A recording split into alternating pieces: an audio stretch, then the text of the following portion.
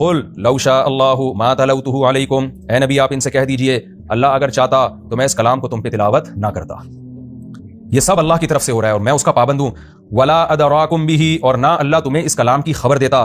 فقد لبثت فیکم عمرا من قبلہ، اس سے پہلے میں نے زندگی کا عمر کا ایک بہت بڑا حصہ تم میں گزار دیا۔ لبثت میں رہا ہوں، فیکم تمہارے درمیان، عمرا ایک عمر، یہ تنوین اس کے لیے آتی ہے کہ ایک عمر کا ایک حصہ، من قبلہ اس سے پہلے، کیونکہ مشرکین مکہ میں آپ رہے نا 40 سال کے بعد آپ کو نبوت ملی، تو میں نے 40 45 50 سال تمہارے درمیان گزارے ہیں۔ اگر میں نے اپنی طرف سے گڑنا ہوتا تو ایک آیت تو میں اس دوران پیش کرتا۔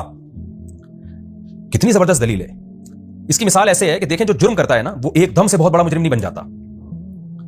ہم اکثر کسی کو پکڑتے ہیں نا جرم کرتے ہوئے، ایک 50 سال کا آدمی نے ایک بہت بڑا جرم کیا، 20 بندوں کو قتل کر دیا اس نے، یا ہم یوں کہتے ہیں قتل نہیں کیا لیکن اس پہ قتل کا الزام لگا، تو جب عدالت میں سماعت چلتی ہے تو لوگ کیا کہتے ہیں کہ بھائی یہ 50 سال ہمارے درمیان رہا ہے، آج تک ہم نے اس کو کسی جانور کو قتل کرتے ہوئے نہیں دیکھا، تو ایک دم سے یہ آدمی ایسا جری ہو کر 20 آدمیوں کو کیسے قتل کر سکتا ہے؟ اتنا بڑا الزام آپ کیسے لگا رہے ہیں اس کے اوپر؟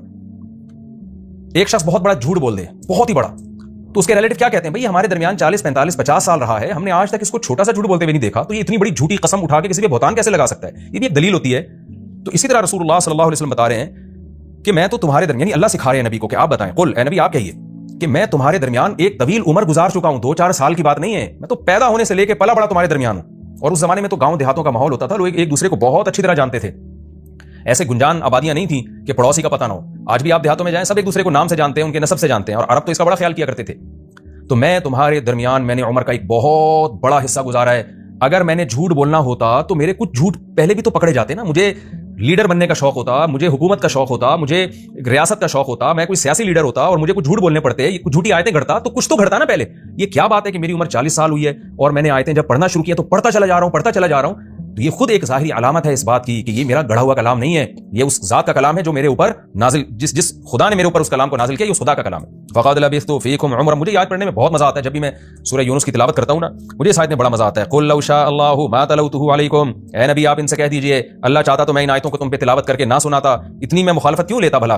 ولا ادراکم بہ، اور نہ اللہ تمہیں ان آیتوں کے بارے میں، قرآن کے بارے میں بتاتا۔ فقد لبثت فیکم عمرا من قبلہ، تحقیق میں تمہارے درمیان ایک عمر کا بہت بڑا حصہ گزار چکا ہوں، اس میں ایک لفظ میری زبان سے نہیں نکلا اور اب پورے کلام نکلنا شروع ہو گیا، تو کچھ عقل کے ناخن لو۔ افلا تعقلون، تم عقل سے کام کیوں نہیں لیتے؟ فمن ظلم ممن افترى علی اللہ کذبا، تو بتاؤ اس سے بڑا ظالم کون ہوگا جو اللہ پہ جھوٹ باندھے؟ کیا مطلب؟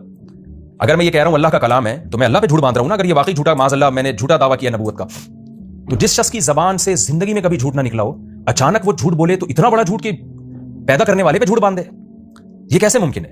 اس لیے کہ اس سے بڑا ظالم تو کوئی ہو ہی نہیں سکتا جو افترا علی اللہ کذبا، جو اللہ پہ جھوٹ باندھے۔ تو میں ایک طرف تو میری صداقت کی، امانت کی گواہی دیتے ہو کہ ہم نے کبھی نبی صلی اللہ علیہ وسلم کی زبان سے جھوٹ نہیں دیکھا، کبھی کوئی غیر اخلاقی سرگرمیوں میں نہیں دیکھا، اور ایک طرف میں اتنا بڑا ظالم بن جاؤں کہ جس خدا نے پیدا کیا کلام میرا ہو اور میں اس کے کھاتے میں ڈال دوں، اس کی طرف نسبت کر دوں، وہ تو بہت ہی بڑا کوئی ظالم ہوگا۔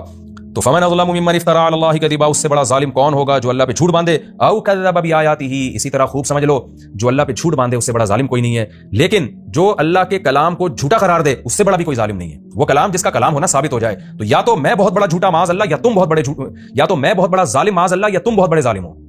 تو تم تحقیق کرو واقعی اگر یہ اللہ کا کلام ہے تو تم اس کا انکار کر کے بہت بڑے ظالم بن رہے ہو۔ انہ لا یفلح المجرمون، بے شک بات یہ ہے کہ مجرم لوگ کبھی کامیاب نہیں ہوتے۔ اگر میں نے اللہ پہ جھوٹ باندھا ہے تو سب سے بڑا ظالم میں، اور اگر میں نے جھوٹ نہیں باندھا واقعی اللہ کا کلام ہے تو خوب سمجھ لو پھر اس کا انکار کر کے تم سے بڑا ظالم پھر کوئی نہیں ہوگا، اور ایسے مجرم لوگ کبھی کامیاب نہیں ہوتے۔ وَيَعْبُدُونَ مِن دُونِ اللَّهِ مَا لَا يَضُرُّهُمْ وَلَا يَنفَعُهُمْ، مشرکین یہ سارے کام کر کیوں رہے ہیں؟ قرآن کو جھوٹا کیوں قرار دے رہے ہیں؟ اس لیے کہ ان کو اپنے پتھروں کے بنائے ہوئے بتوں کی عبادت کو چھوڑنا پڑے گا اور خاندانی رسومات کا بائیکاٹ کرنا پڑے گا، یہ سارا کھیل ہی اسی کا ہے۔ تو قرآن کہہ رہا ہے کہ تم قرآن کا انکار کر کے سپورٹ کس نظریے کو کر رہے ہو، یہ بھی تو دیکھو نا۔ دیکھ ایک آدمی قرآن کا انکار کرتا ہے، ویسے ہی نہیں کرتا، ویسے ہی نہیں مانتا وہ قرآن کو، یہ بھی غلط ہے، لیکن ایک انکار اس لیے کر رہا ہے کہ قرآن میں یہ کہا ہے کہ جھوٹوں پر اللہ کی لعنت، اور یہ ایک نمبر کا جھوٹا ہے یہ خود۔ تو ہم اس کو کیا کہیں گے؟ یار تو ایک کتاب کا صرف اس بیس پہ انکار کر رہا ہے کہ تیرے لیے جھوٹ حلال ہو جائے۔ جیسے آج جو ایتھیسٹ اور ملحد لوگ قرآن کا انکار کرتے ہیں، کیوں کرتے ہیں؟ اس لیے نہیں کہ ان کو قرآن کے قرآن ہونے کا یقین نہیں ہے، اس لیے کہ قرآن کی تعلیمات ان کو باؤنڈ کر دیتی ہیں۔ قرآن ان سے زنا چھڑوائے گا، قرآن ان سے ہومو سیکشولیٹی چھڑوائے گا، قرآن ان کو ماں باپ کا احترام سکھائے گا، قرآن ان سے شراب چھڑوائے گا، قرآن ان کو نماز کا پابند بنائے گا۔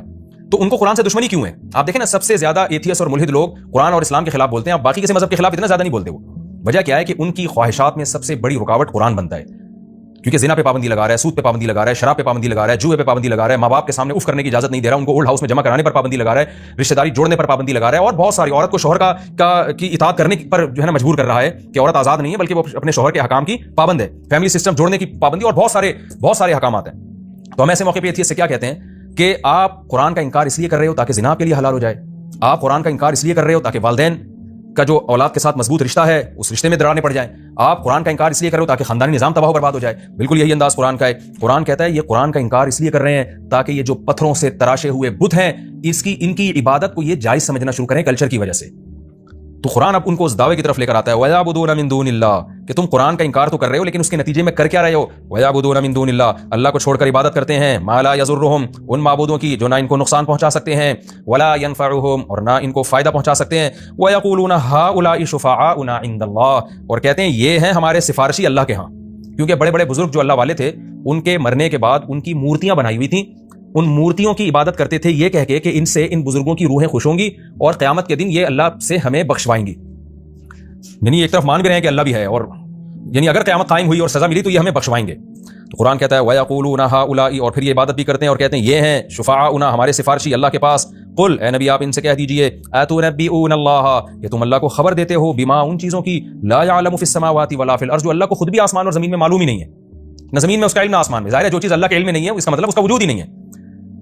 تو اس کی تمہارے پاس دلیل کیا ہے؟ کس نے تمہیں بتایا کہ یہ قیامت کے دن اللہ کے ہاں سفارشی کریں گے؟ جس اللہ کے پاس کریں گے سفارش کریں گے اس اللہ کو تو پتہ نہیں ہے, تو تمہیں کہاں سے پتہ چل گیا؟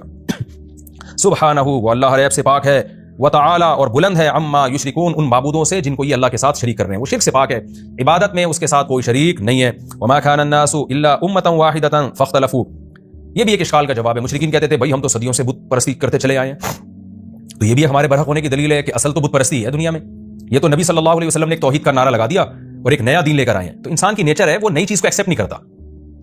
وہ کہتے ہیں بھائی یہ تو انسانیت تو بہت پہلے سے چلی آ رہی ہے نا, تو پہلے تو ہمیشہ سے ہم دیکھ رہے ہیں بت پرستی چلی آ رہی ہے دنیا میں, تو یہ نئی چیز جو ہے نا وہ غلط ہوتی ہے, پرانی چیز ٹھیک ہوتی ہے. اس کا قرآن جواب دے رہا ہے وما كان الناس الا امة واحدة نہیں تھے لوگ مگر ایک امت. وہ امت کیا تھی؟ دوسرے مقام پہ قرآن میں آتے ہیں توحید پرست. فاختلفوا بعد میں اختلاف کیا انہوں نے. اصل انسان توحید پرست ہے آدم علیہ السلام سے لے کر پھر نوح علیہ السلام, اور اس کے بعد یہ تو بعد میں دنیا میں شرک آیا ہے. شروع میں شرک نہیں تھا, سب ایک امت پر تھے, توحید پرست تھے. فاختلفوا بعد میں لوگوں نے اختلاف کیا ہے. ولولا کلمۃ سبقت من ربک اے اللہ جب اختلاف کیا تھا تو ان کو ہلاک کر دیتا, ان کو سزا دے کے جہنم میں ڈال دیتا, موت دے دیتا. تو قرآن کہہ رہے نا ولولا کلمۃ سبقت من ربک اگر وہ کلمہ نہ ہوتا جو تیرے رب کی طرف سے پہلے سبقت کر چکا ہے. وہ کلمہ کیا ہے؟ اللہ کا کلمہ ہے کہ میں سزا آخرت میں دوں گا, دنیا دارالجزا نہیں ہے. کبھی کبھار اللہ سزا دے دیتا ہے لیکن اصل میں یہ سزا کی جگہ نہیں ہے. وہ کلمہ اگر نہ ہوتا, وہ اللہ کا قانون نہ ہوتا, لقضی بینہم تو ان لوگوں کے درمیان فیصلہ کر دیا جاتا, فی ما ان چیزوں میں, فیہ یختلفون جن چیزوں میں لوگ اختلاف کر رہے ہیں. یعنی اس کے علاوہ بھی بہت ساری چیزیں جن میں لوگوں کا اختلاف ہے, حق اور باطل میں کنفیوژن ہے. تو اللہ کہتے ہیں کہ میں آخرت میں دودھ کا دودھ اور پانی کا پانی کر دوں گا. لیکن اللہ کی طرف سے ایک پہلے سے کلمہ ہے جو سبقت کر چکا ہے ہر چیز پر, جو پہلے اللہ نے لکھ دیا ہے کہ اصل فیصلہ قیامت کے دن ہوگا.